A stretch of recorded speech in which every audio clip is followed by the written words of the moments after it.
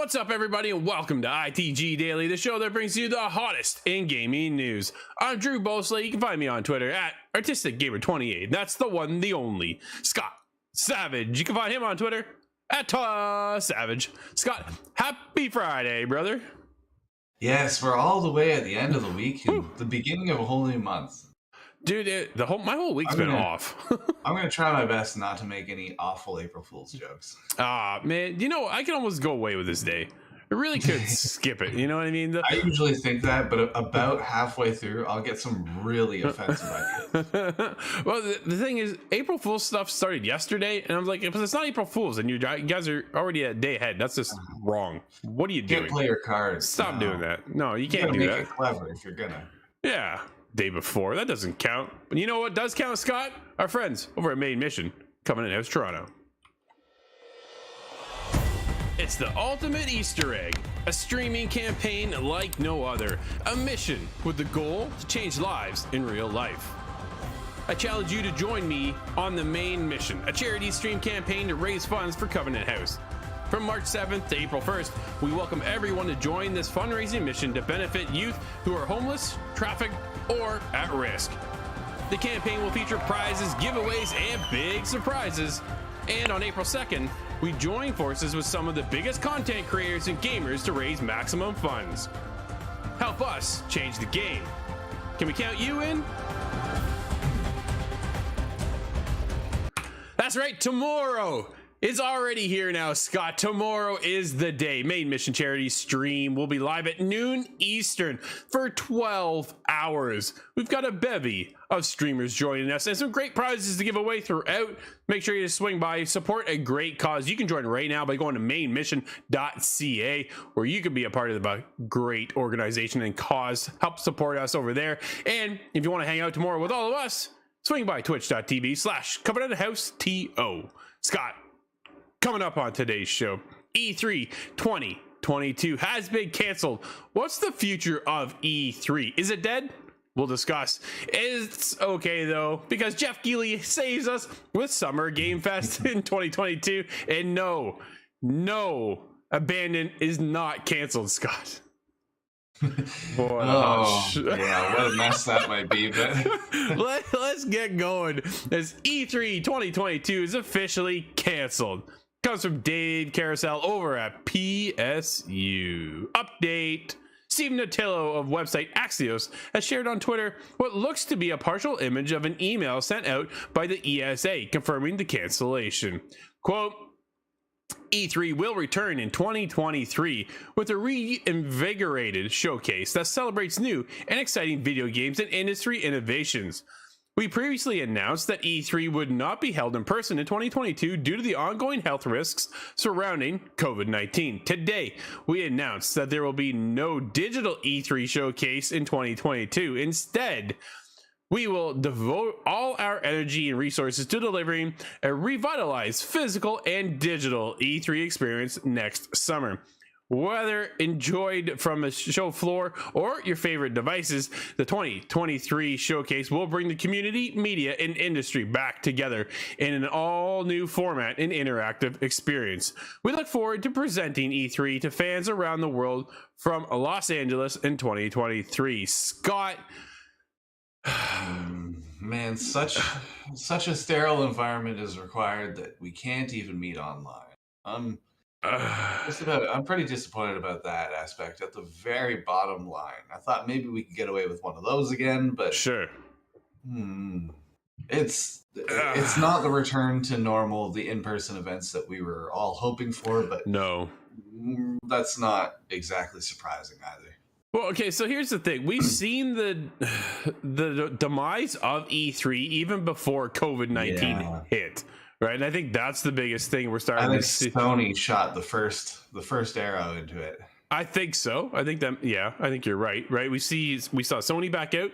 We saw EA back out. We saw Bethesda doing their thing the day before. We saw Microsoft with the Xbox doing their own showcase event. So who's that leave? Right, like nobody needs to be there anymore. That's the thing.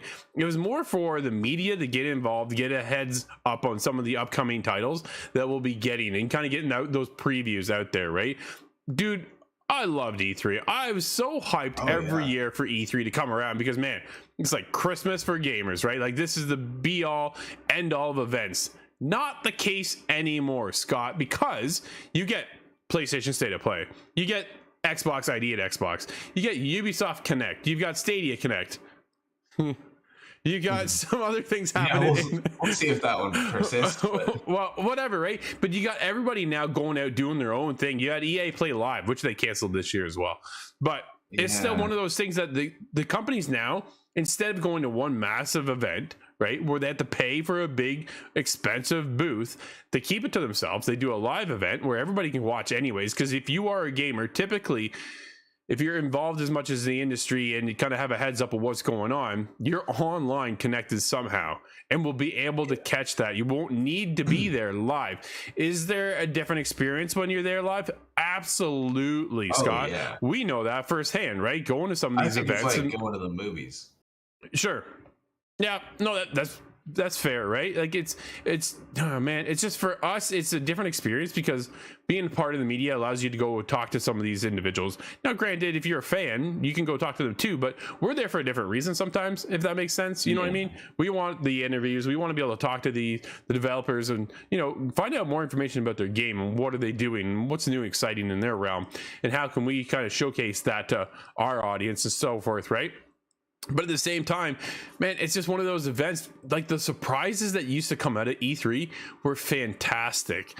But here's maybe this is our saving grace because Geoff Keighley's Summer Game Fest will continue this year. Starts in June. Dude, E3 no sooner announced that they canceled. Geoff Keighley came to the table and said, "It's all good.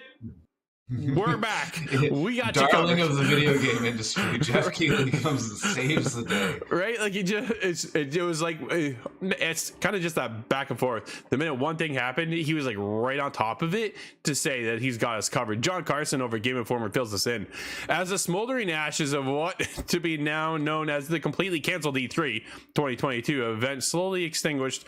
Video resident baron of exclusive reveals Geoff Keighley is quick to promote his Summer Game Fest will indeed continue this year.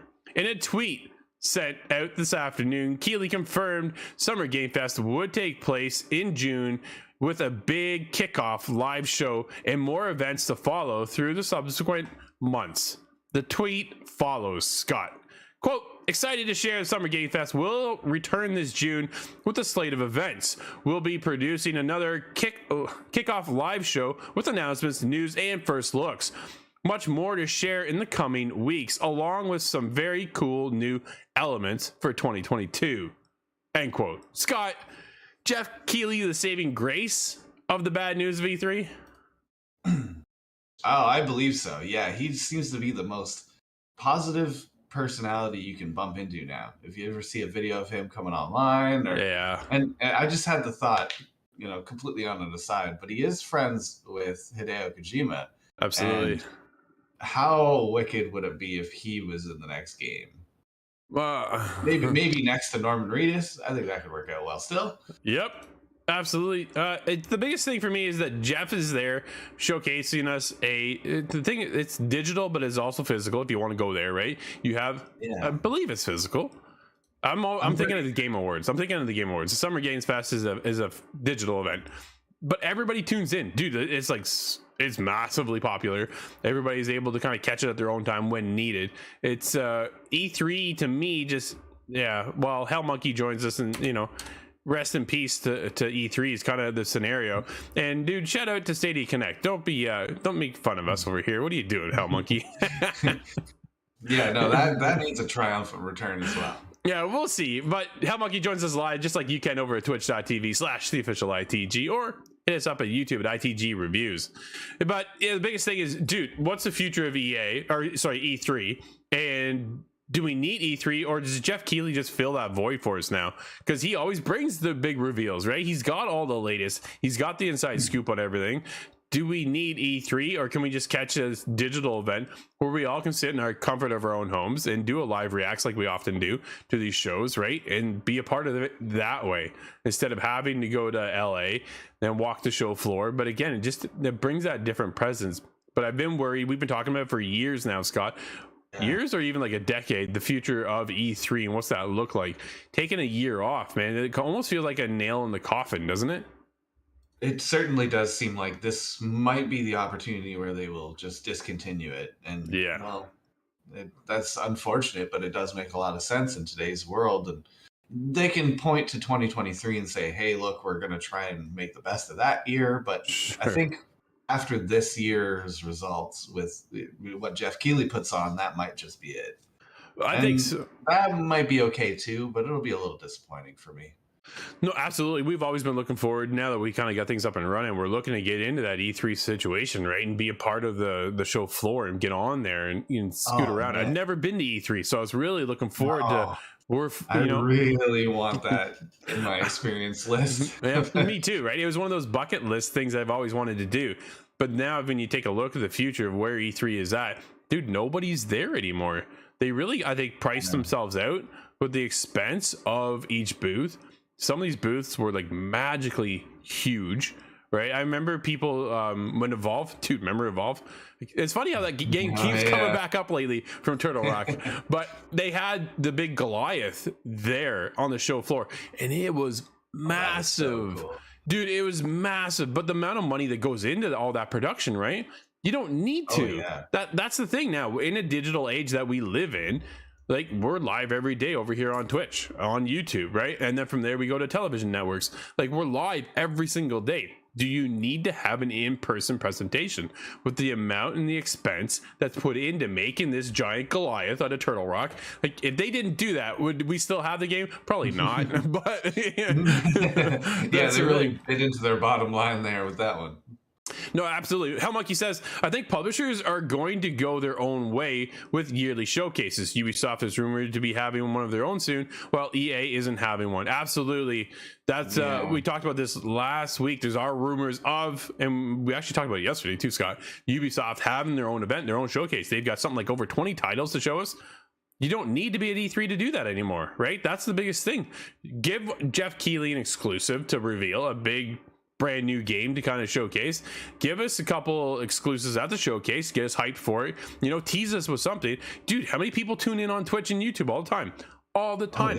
Hundreds of thousands of people, right? By the end of that week, you've seen so many people. And then if you get involved with Geoff Keighley, the dude banging out millions of views all the time with this stuff. The guy's fantastic. Geoff Keighley, just hit me up over on Twitter and we'll get you on the show. I'd love to talk. Dude, I'd love to talk to Keighley. Absolutely, right? That's something that I'm really, kind of missing out of these in-person expos. We never went to E3, of course, but that would have been the ultimate. But I haven't done an awkward interview in 3 years. Dude, I'll never forget it. It was what was that game? You're like, hey, it kind of reminds me of Flappy Bird. The dude's like, it's not Flappy Bird. A very strong response. It is not Flappy Bird. It was some goose game. You're flapping your wings going across. You're like, yeah, it's kind of like Flappy Bird. He's oh man, moments like that were priceless, dude. They were funny. There's no doubt about it. Those are funny moments. But what's not so funny is Blue Box Game Studio insists Abandoned has not been canceled amid rumors. It's not funny as of how long this has gone on, but it's almost come around full circle. It almost is funny now because it's comical. For. Dude, it is comical. This comes from David again over PSU. Earlier today, it was spotted that Blue Box Game Studios had mysteriously deleted their tweets regarding the future plans of Abandoned. Following that, rumors stirred up that the game, if it was ever real, had been canceled. Now the studio has responded to those rumors, claiming them to be false and insisting they are still working on the game's reveal. Oh, wow. Are they doing like a frame-by-frame animation of it? Can't draw? I don't understand. It's old school, man. I think I could have redone a Disney movie in the time it's taken them to scrape together their app. It's been one of the most disastrous launches of any game I think I've ever... any game reveal that I've ever heard of, right? Like we haven't seen anything on the game. We've seen very little. We've all followed this now for a while. We talked about it on the show for so long.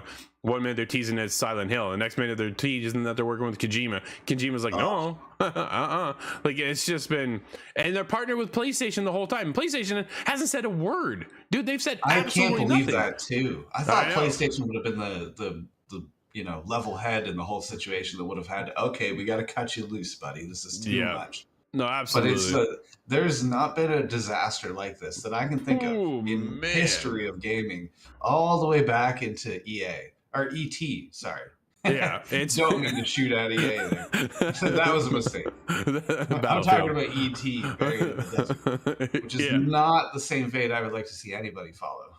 No, I definitely, obviously it's supposed to be a horror game, so it doesn't, gravitate towards me as a gamer at all. But I think at this point you have to try it out of curiosity.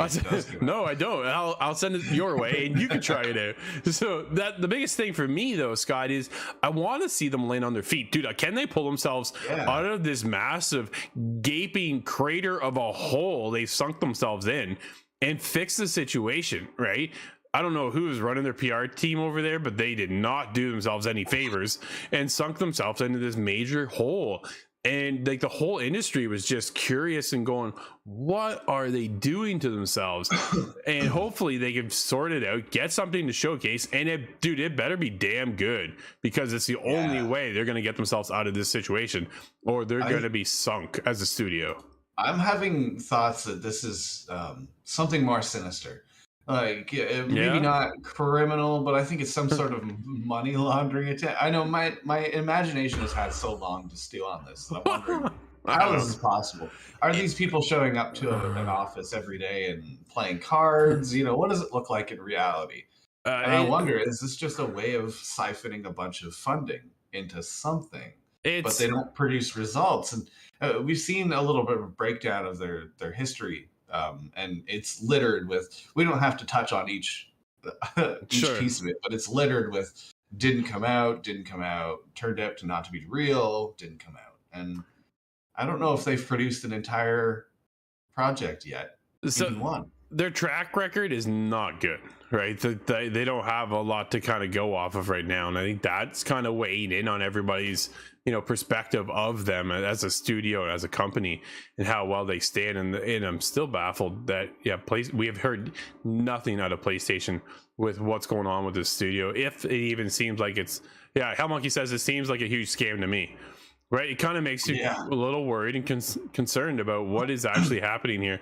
And when it does come out, like, people just gonna laugh at them? Like, is this actually gonna make a difference, Scott? I don't know. But what is gonna make a difference is Microsoft is moving ahead with the Xbox Game Pass family plan. That makes a difference, Scott. Yeah, dude, that's exciting. Absolutely. Now, I may not have to share to my brother for the rest of my life.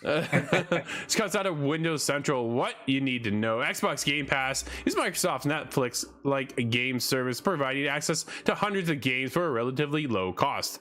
One way in which it isn't like Netflix is the lack of a family plan, allowing you to attach additional accounts to one subscription.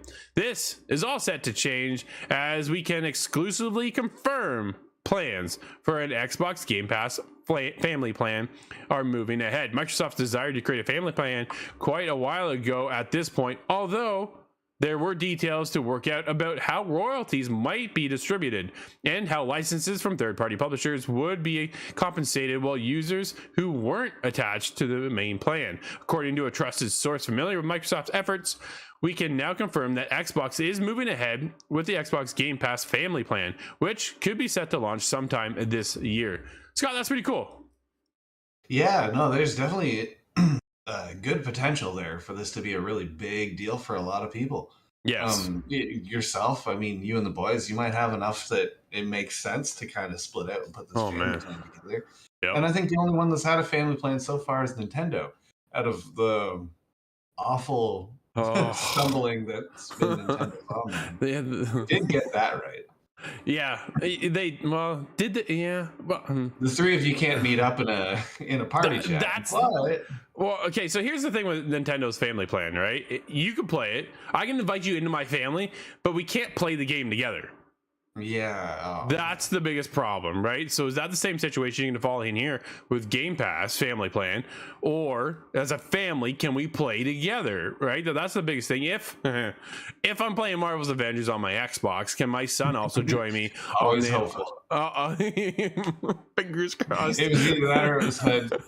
yeah, absolutely. Well, then, oh man, come on everybody, play some Hood. Let's get some good games. Dude, I was in Hood last night. I had a great time. There's so many things, dude. Yeah, we'll see. I have high hopes now that it's coming to PlayStation Plus. People are gonna jump on it when you can all meet me, dude. They liked my tweet yesterday. I tweeted at them and everybody else to let them know, yo, it's finally happening. Let's go. We got to keep on this game. Season 3 is just around the corner. We are like 3 days out, so let's go. You know what else launched today, Scott? Predecessor, dude, my favorite MOBA is back. It is in a early beta testing phase right now, April 1st to the 3rd. That's a whole other side tangent, but dude, what was I even talking about, Scott? Oh, the family Game Pass. I'm on a whole other rant right now. So the family Game Pass, for those who don't know, during the weekly show it's really fun to spin them out. Oh man, I can get riled up sometimes, there's no doubt about it. And then you get Nate involved and it's all over. But the family pass, if it works the way you can actually incorporate bringing your family into play with you, it makes a big difference, right? If I can have my kids in there as well as my wife, we're all sharing the same account but yet able to play at the same time, it doesn't do us any good, Scott, if we can't play it together. That's the problem. Yeah, you can play, but I have to be offline. Like, that doesn't work. Like, you know what I mean? We can't play together. Done it forever, but yes. Well, due to that, I can't go and play games with my brother that I'd want to, so that it defeats the entire purpose for me. But this is gonna be a lot better. Dude, if you got invited to that playtest, take it. It is. It was Paragon at the time. Okay, Paragon was made by Epic Games way back in the day. It was free to play. It was on PC. It was on PlayStation. I'm waiting for it to come to console. I'm hoping that Omega brings it over to the world of console and we can play over there. Dude, I don't play MOBAs at all. I put 137 hours into this MOBA. All right, I'm telling you right now, it is worth your time. It is fantastic. It is one of my favorite games of all time, and I'm not a MOBA player at all, but I was hooked. I was playing, Scott, I'm not a PC gamer, am I? No, it doesn't seem so. Dude, I played this on PC. All right, I played it on PC, I played it on my PlayStation, and I would jump back and forth between the two just so I can play. And it was incredible. Now that Predecessor is here, it's so funny to see because they're actually got a mega grant from Epic Games themselves to help fund the game. I'm like, this was your game, and now you came into another whatever. As long as I get to play it, that's all that matters. People are playing it right now. If you are able to get into the playtest, I'm not in the playtest. Unfortunately, that's funny. There's a lot of scenarios I wish that would happen with, like, Respawn has swooped in to take the Battlefield franchise for one more entry. Like, oh yeah, right, absolutely. But dude, if Hell Monkey, just go try it and then get back to me. I don't believe you'll be able to capture any game footage, but I would appreciate seeing that. Dude, they're live streaming. It right now. You are good to go. I'm not a PC gamer. Hell Monkey has left the chat. Oh wow. There you go. So and we're -1 subscriber on YouTube. It's so funny, but yeah, absolutely go play that game. It is there you go, Scott. We what a wild show we had today, man. Just like that. Scott, before we get into our one game today, what are you playing? I've been on a little bit of a sad but funny excursion of mine. Okay, so for those who may not know, I can't drive for a little while. The foreseeable future, there's reasons. I'm set up on a Ferrari wheel, and I'm playing Forza 5 first-person mode, and I'm having a great time. A little tear from my eye because this is about as close as I can get to driving for a while. Well, that's fair. But Scott, the humor is not lost on me. It is not. That's for sure. We do have one release today. What do we have? Yes, we have Super Cyborg on PC, Xbox, and PS4. And there it is, everybody. Thank you for hanging out with us. This has been ITG Daily, a show that brings you the hottest in gaming news. You can always join us live over on twitch.tv/theofficialITG, as well as YouTube at ITG Reviews. But if you can't join us live, hit us up later inside thegame.ca, podcast services and TV streaming networks around the globe. Don't forget, tomorrow we're live over at twitch.tv/Covenant House TO. Come by, support a great cause, noon Eastern. Hope to see you then. Until Monday, everybody, enjoy your weekend. I'm Drew, that's Scott, and we'll see you inside the game.